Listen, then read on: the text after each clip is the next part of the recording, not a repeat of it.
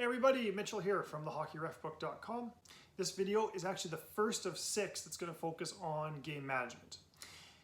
Of course, as always, this video is complemented by the book How to Referee Hockey. It's not just about the rulebook. It's available on the website, TheHockeyRefBook.com, along with a variety of excerpts from the book that you can take a look at for free. This slideshow certainly complements the book. The book complements the video. There's going to be some things in the book that are not in the slideshow, but they generally do give you information and give you the most success possible when you're on the ice.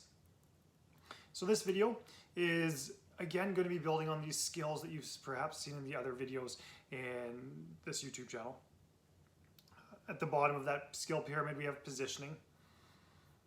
In the middle, we have procedures, and then this video, this set of 6, is all about game management. And this video specifically is going to be about managing your stress on the ice. Now, often when people think about stress, they're going to think about bad stress, right? You get overstressed, so you're not able to function at a high level. But this is actually thinking about stress on 2 different ways. It's the stress where you don't have enough, so you're bored, but there's also too much stress where you're so overstressed that you can't function because you can't focus. When you take a look at this, we can think of a graph where your level of stress is on the bottom and your performance is on the left side of that graph, on the x-axis and the y-axis. And if we're really low, if we're really low in our level of stress, we're bored. And if we're really high in our level of stress, we're going to be fatigued, burned out. We're not going to be able to think clearly. And if we're at just the right level of stress, we're going to be at peak performance, maybe a little bit less. We still have energetic, effective, creative, but all of these different ideas all come to this idea that if you're understressed, you're bored and not functional. And if you're overstressed, you can't focus and function. So what we want to try to do is we want to try to find a way to get our level of stress or our level of arousal into this area here. Interested, competent, motivated, creative, effective, energetic, and peak performance. Because if we can do that, we're going to be better officials on the ice. Of course, the problem becomes in 2 different circumstances. The first circumstance is perhaps where you are bored, down over here where this red X is, right? And this is where you're too comfortable, bored, or unaware. What we need to do is we have to find a way to take a game that might be not fully engaging us and making it more engaging based on what we can control. So some of the ideas that you might come up with, maybe you start doing play-by-play in your head, right? 7 black passes it to 8 red, shoot, scores. Like, what are you gonna do in your head to keep yourself engaged in that game? Of course, some people have no problems with this. They just get engaged. And one of the way that they get engaged is because they're always picking a skill and they're focusing on it for a game.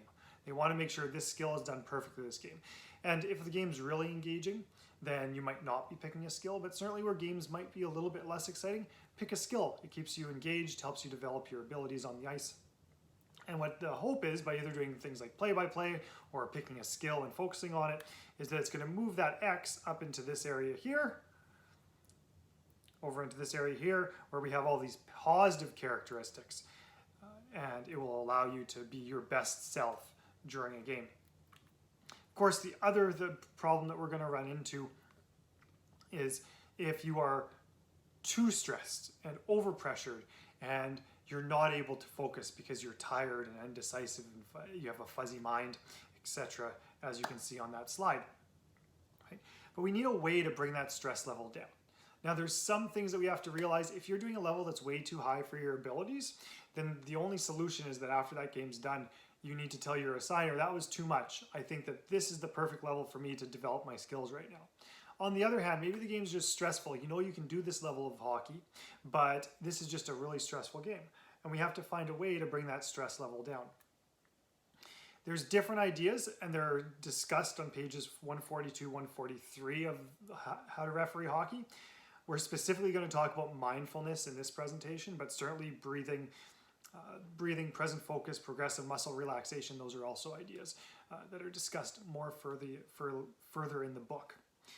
But what we're going to do is you have to find a way to get that Y to move over to this side so that you're once again in that area of peak performance as opposed to being overstressed and not able to function at a high level.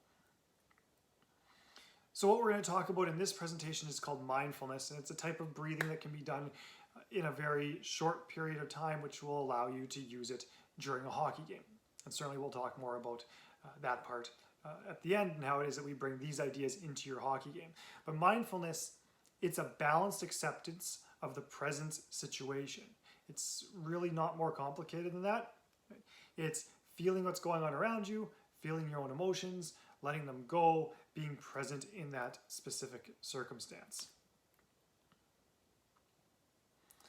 Now, one of the things that mindfulness does is it's supposed to allow you to just be present and not allow your thoughts to take over. Because often if we think about the future, like the homework assignment I have to finish, you're not going to be focused on the game.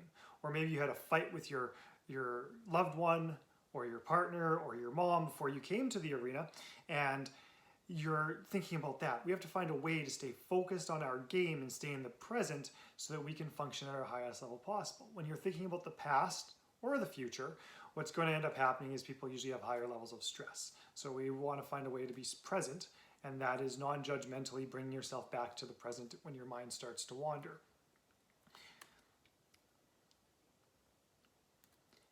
In essence, mindfulness is trying to do one thing at a time. It's being present and paying attention to what you're doing. Your mind's going to wander. It's bringing yourself back to the present. And then you're going to repeat that step 3 billion times. You're going to repeat those steps 1 billion times. So when we can get better at this, we're able to bring our stress from a high level back down to a lower level where we can function at a higher level in our hockey games. So what we're going to do is I'm going to give you a 1-minute mindfulness meditation. We're going to go through this in 1 minute, and then we'll discuss how to bring these ideas into your hockey game to manage your stress level so you can have success. So there's going to be a voice that comes on here. I'm just going to invite you to follow that guided voice as they talk about what you're thinking about your breath, and so forth.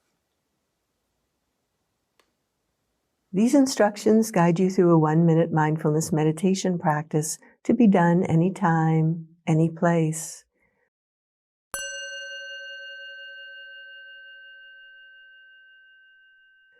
Begin by becoming aware of your body in this moment and the sensations of your body touching a chair or the ground.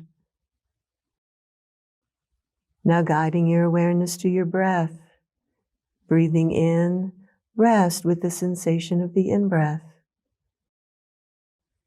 Breathing out, rest with the sensation of the out-breath. Breathing in, breathing out. Meeting your experience with acceptance, friendliness, and curiosity. If a thought arises, simply note thinking and return your attention to your breath. Breathing in, breathing out.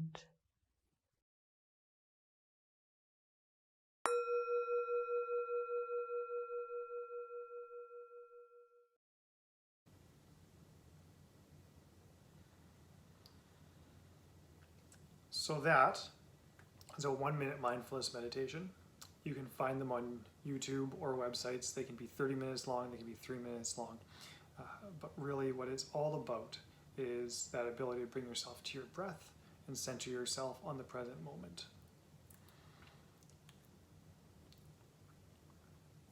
So somehow we have to bring these things into our hockey games, right? And obviously I'm not going to stand on the ice with my eyes closed. But what you can do is you can pick moments in those games when you can spend 15 seconds or 20 seconds focused on your breath while you're also aware of what's going on around you.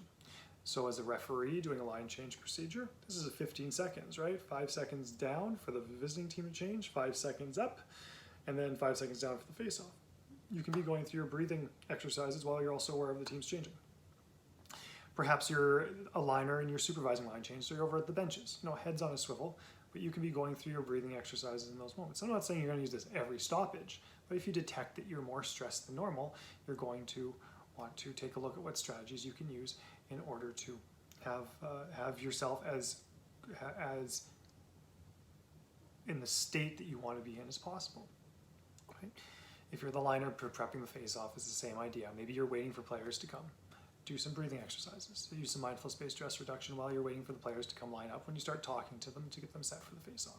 So there's opportunities where you have 5, 10, 15, maybe even a few more seconds where you're able to do breathing exercises in order to manage those, in order to manage that higher stress level and bring it back down.